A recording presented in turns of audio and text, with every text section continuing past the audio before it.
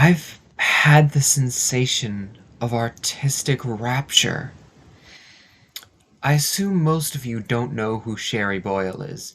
She's this Canadian multimedia artist who does drawing, she does sculpture and clay and porcelain. She does these multimedia, like broad scale exhibits that incorporate light and hanging elements. She does filmmaking. I was fortunate enough to see her exhibit at the Hamilton Art Gallery, and I was also fortunate enough to attend a talk by her at the same gallery.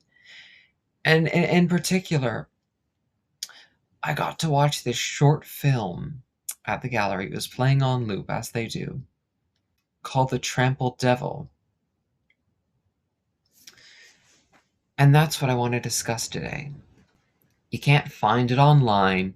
You can't search it up. I think you used to be able to find a link to it on her website, but that's since gone defunct. But I think I don't really need that. Maybe you do, but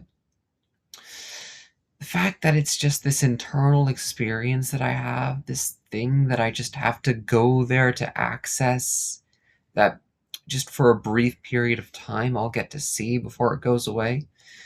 I think that adds something to it. I think that adds something to sort of my appreciation of it. And I just want to say, it's not every day that you have the experience of art really resonating with you. And I mean, it rhymes with you.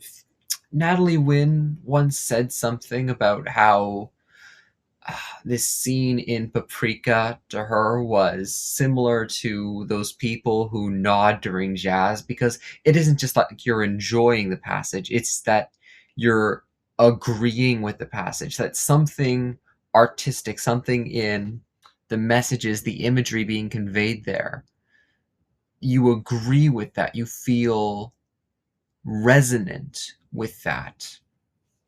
I want to paint a picture, since so it's this short film that she was commissioned to make by the Devil Museum in Kaunas, Lithuania. It's centered around this broken statue, which consisted at one time of the common motif of an angel trampling on the figure of a tiny little devil. And anyway, the interesting thing about that specific statue, beside it being the oldest piece at that museum, is that the entire thing, except for the legs and the little devil, are all gone. So what Shary does here, she makes a short film utilizing her style, utilizing these very exaggerated and costumey, almost paper mache-like props and shadow puppetry, and her own body, filming all these elaborate costumes, and the music, and this score, which blends together with this just haunting Lithuanian choir in the background in the final scene. But I'll start with it. We begin with Shary sort of clearing away sand to reveal an image of an angel holding aloft a halo above its head with wings. The body is sort of standing behind the actual devil statue, as if to make it one cohesive whole. And anyway, I think what we see now is sort of like a breakdown.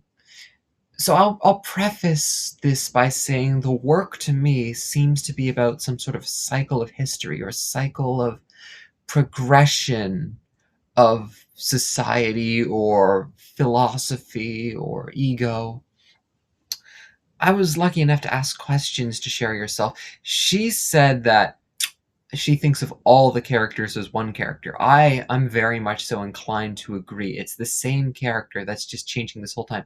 So we begin with this angel, this perfect angel connected to the statue, and then we sort of shift imagination to this figure of this bat, this white bat creature, which is sort of exploring its own body and moving about all whimsically.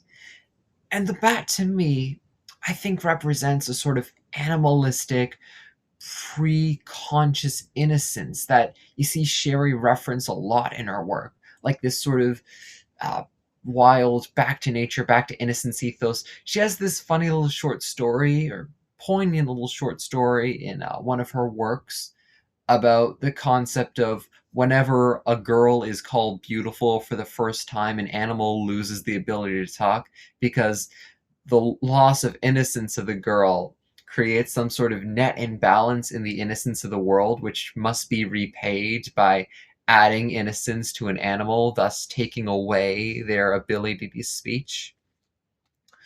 But anyway, the work, interestingly, is not at all uncritical of the bat creature. We will see that later.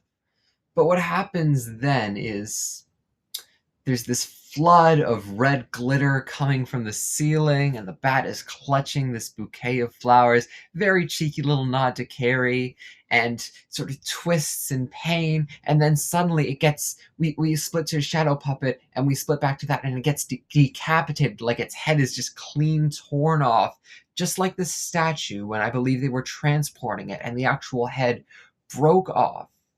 And then the head gets replaced by this head of this demon, and the whole bat is replaced by this demon figure, this goat-like white demon figure. All the figures are all pure white. It's very aesthetical, wearing this breastplate and clutching aloft this club covered in spikes, and that represents some sort of directionless, angry destructiveness, the impulse to war, the impulse to slave society, the impulse to might makes right, as sort of reaction. Because how I see it is, the bat had no way of defending against the onslaught of violence. It had no way of dealing with violence because its innocence completely defanged it.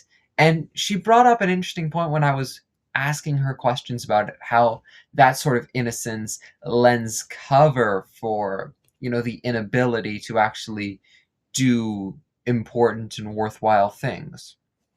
But anyway, the figure of this demon, it's like this whirling dervish that in this fun way, kind of Tasmanian devil-esque. We're flipping between the shadow puppet and it, and all these clips with all the movement, and it's switching between like a gun and a sword and the club. It's very fun. It's very goofy, and it gets sort of enveloped and covered by sort of this red blood that's sort of it's water dripping on like a glass layer in front of the actual video, so it gets covered up, all the white gets covered up by this red, and the demon fades out. Well, we fade to its hand, and we see its hand, the club it's clutching, sort of, it starts sprouting branches. And so we're replacing it with this human figure, this figure of the witch, this woman clad in white with long, long white hair, who clutches aloft a flower and the club with branches, and on the club she ties a sack full of beautiful little objects, a pear, a bit of crochet, a bit of art. And that to me represents sort of enlightened peace, a sort of enlightened innocence, enlightened society, some sort of hedonic utopian vision, which very, very quickly flashes and switches to this very Andy Warhol-esque capitalist figure clutching aloft the same spiked club, but now the spikes are all shiny and silver-like, and he uses it to sort of he breaks apart a pinata of the earth, and a bunch of money and pieces of candy come out of it, and the sack is now full of money instead of all the goodies. And figure's very cool, has like these dark sunglasses, and it's very on the nose and very intimidating. And then it holds aloft a pen and this contract that it tries to get the witch to sign. And interestingly, this is a very subtle, interesting part.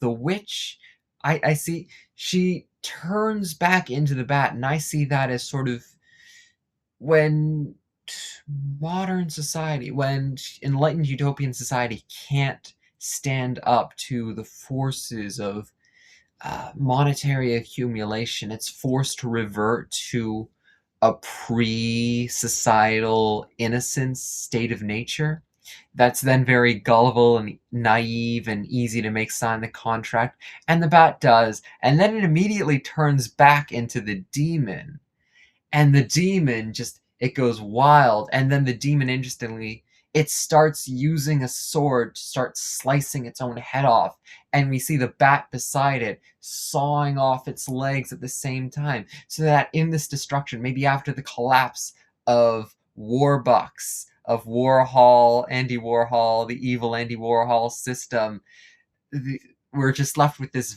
violence as society collapses, and that violence destroys itself, and it cuts itself loose, and it unmakes itself, and then we see its body transforms into a flowering tree with the demon head on top, sort of smiling, and we sort of fade to mist, and we're greeted again with the figure of the witch, but now she's clad all in black, and she holds aloft a pair of scissors, which with she cuts off her hair, and I see that cutting of the hair, those sharp implements of violence, as the witch sort of reclaiming those tools in order to unmake herself. I see this as a time of penance. She opens up that sack that she was carrying, and now nothing's in it but this sort of dusty white earth, which she applies on her face and hair like makeup, and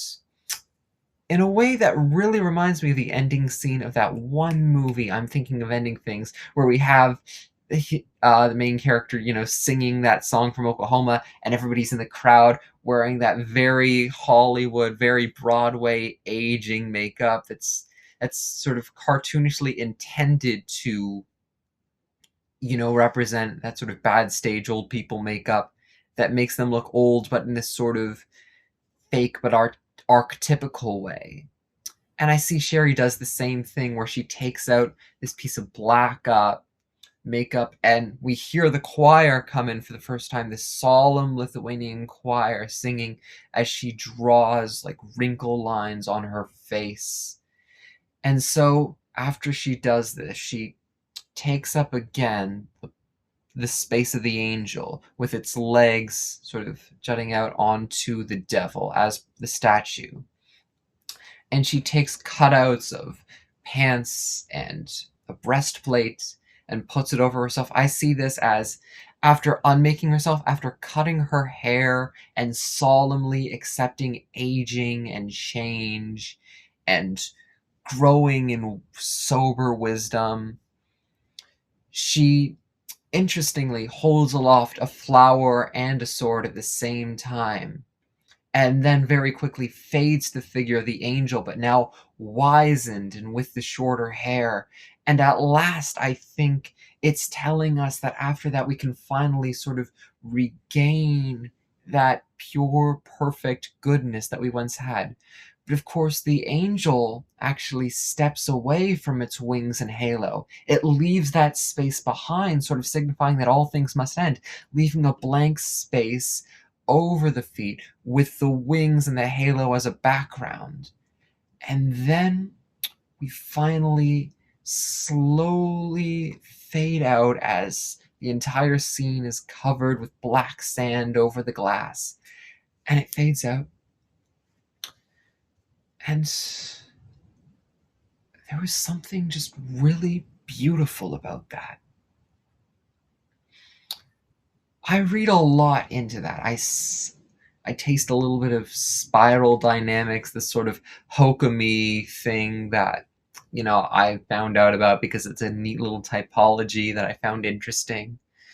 And furthermore, Shary Boyle really has a very narrative quality to its work. It's very much like, sort of, if you remember the movie Midsommar, the panels of those scenes which sort of foreshadow parts of the story and are full of all these cultural illusions and runes. It's very much so like that, and also in a way very similar to medieval manuscript illuminations, especially in the color palette. Anyway, I just really wanted to share because I think more people should know about Shary Boyle, and it is not every day that art touches you like that.